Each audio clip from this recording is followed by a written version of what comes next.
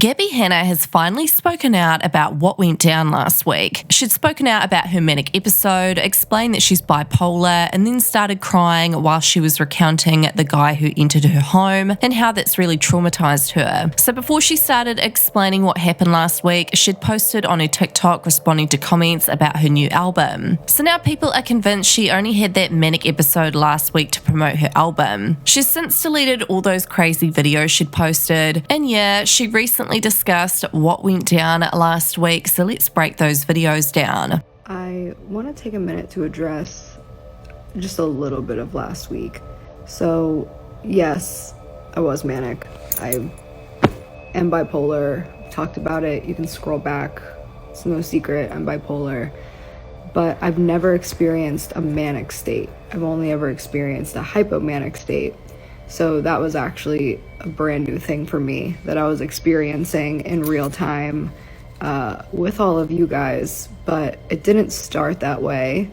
It started with me doing some spoken word poetry and trying to talk about things that I care about, which are homelessness and dying children in the environment, and also talk about the overlap. People are saying that this is great. Gabbie is self-aware. It's probably why she hasn't been sent to a mental hospital. But others are convinced that by the look of her prior posts on TikTok recently, she's just trying to promote her new album. Of religion and aliens and mental health and dimensions and all of these different concepts like karma, and how we've politicized them and made them into these weird culty controlling type things, when in reality we're mostly just using different language for the same thing. Where I feel shit started getting really intense was when that guy came to my door and asked me to use my bathroom. And I know that a lot of people were like, why the fuck would you let a stranger in your house? So people are unsure whether or not Gabbie will be taking that dude to court or not. I think for now she's just venting online, but yeah, it's pretty scary and out the gate what happened.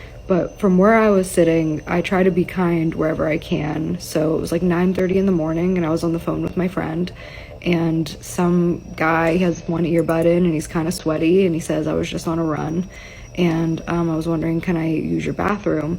And I sized him up and he asked him his age. He's 27 years old, and he was wearing pretty tight clothes. I could see that he didn't have any like guns or didn't see any weapons on him. So my bathroom is right side the front door. So I was like, sure, you can use the bathroom. And then when he came out of the bathroom, I was still on the phone with my friend, and he asked me if I wanted to hang out. And I said that I couldn't because I had plans for the day. And he said, what are you doing? And I said, well, first I'm going to go for a run. And he asked if he could go for a run with me. And I said, well, I really prefer that to be my alone time. That's where I really meditate and think and pray. And then he asked if he could pray with me.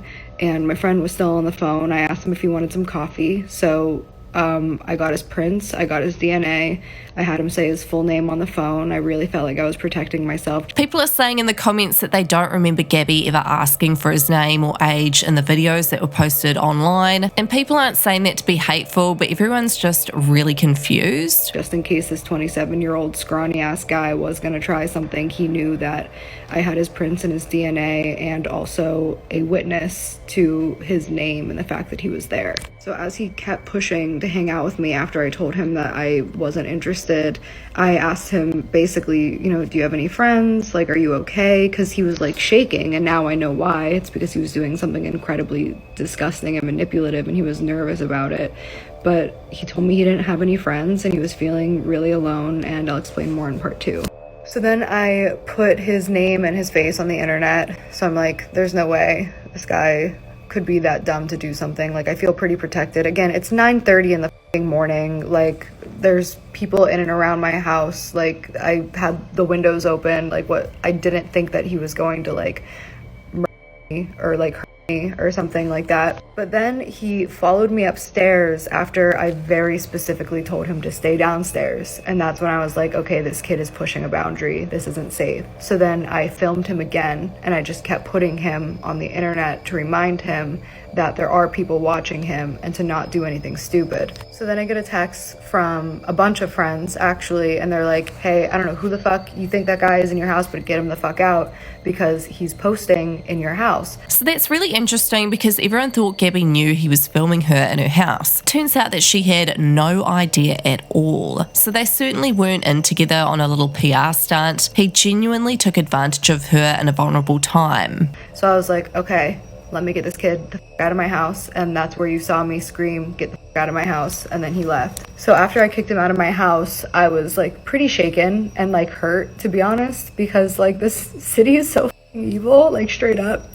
And like, no matter like what happens to me, like I still fight so hard to just like try to do the right thing and the kind thing, because I don't want to be one of those people who turns people away in their moment of need. Like, if you're out walking and like you're like, I have to use the bathroom, like this guy literally said to me like, yeah, I almost went on the street, but like there's kids that play out here and that's pretty gross. And there's literally a sign down where I go for a run sometimes where somebody literally wrote like, kids play here, please don't pee here, literally. So I'm like, yo, this guy literally just wants to use the bathroom. I don't want to be the person who slams the door in a stranger's face. Everyone's saying that they knew this would happen and that Gabbie would freak the F out when she came out of her manic state, because it's really scary if you think about it. And like to this day, that Nick dude who entered her home is still talking about her online. When they're asking for like a bare minimum need. Like this guy didn't want to whip out his public and pee where kids play. I thought that was like a pretty respectable thing. Now we all know that that is not the case. But after I kicked him out, I was like really shaken, like I was upset.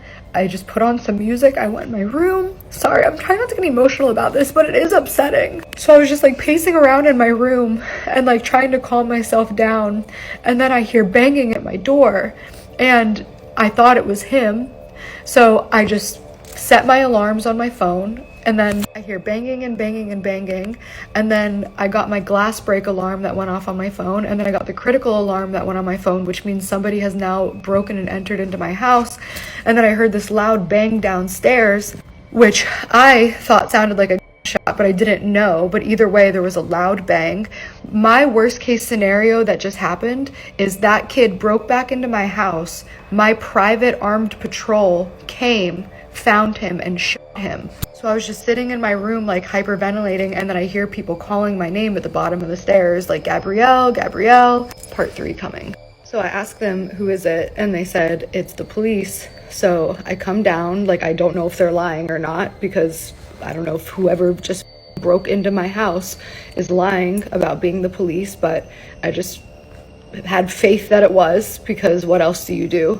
So I come down the stairs, I see 4 of the 5 officers standing right at the bottom, and I was like, what's going on? And they're like, we're just here for you, we're just here for your safety. At this point, I still don't know what's going on. I don't know if I'm gonna walk in on a body. I don't know like if this kid was on the run. Like I literally have no idea what's going on, or how there's all of a sudden all of these cops in my house, what felt like moments after this kid left. People are saying Gabbie needs to press charges at this point and that it's sick what he did to her. Like I actually don't know the exact time. I know he got here around 9:30. They got here between 10 and 10:30. I don't really know how long he was in my house, but they asked me to turn around on the stairs and then they cuffed me. And I said, why am I being put in cuffs? And they just kept saying, it's for your own safety, it's for your own safety.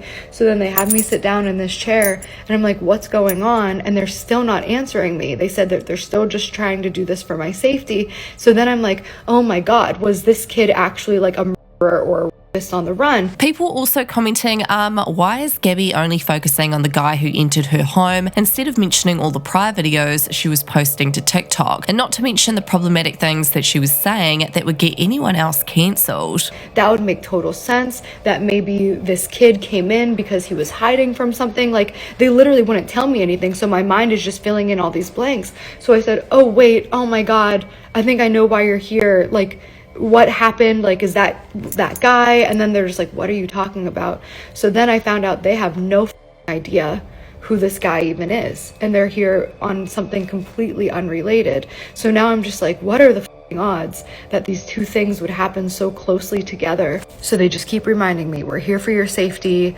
I just have to ask you again and again and again. They kept asking me, do you want to hurt yourself? Do you want to hurt anybody else? And I said, no. And they said, well, why do we keep getting calls? Gabbie forgets that people were seriously concerned for her and her mental state. That's why there were so many calls to the police department. So no, it wasn't trolls that were calling the police. Her posting 200 plus videos a day screaming, help me, is the reason why police were concerned for her safety. And I said, I tell you guys every time you come, it's just trolls, but like they have no internal communication, and that's the problem. Is like, I believe that a lot of the cops that show up have good intentions. They're just doing their job, but they don't communicate with each other. So now I'm the target of the police getting angry that calls are coming in about it. I just got another call yesterday when I was leaving the gym for another wellness check. And I'm like, can you guys, I told the lady on the phone, I was just detained for 2 hours in my home, and then 2 more detectives showed up and 2 more police showed up, and then another cop showed up. Like, do you guys have any internal communication, or am I just going to be harassed for the rest of my life on these wellness checks? Because I'll tell you what, the cops for the past month are what triggered me into my very first manic episode. So anyway, what are your guys' thoughts now on Gabbie after watching her speak out? Do you think she did all this in an attempt to promote her recent album? I mean, she literally promoted it right before speaking out about her manic episode. Let me know your thoughts in the comments.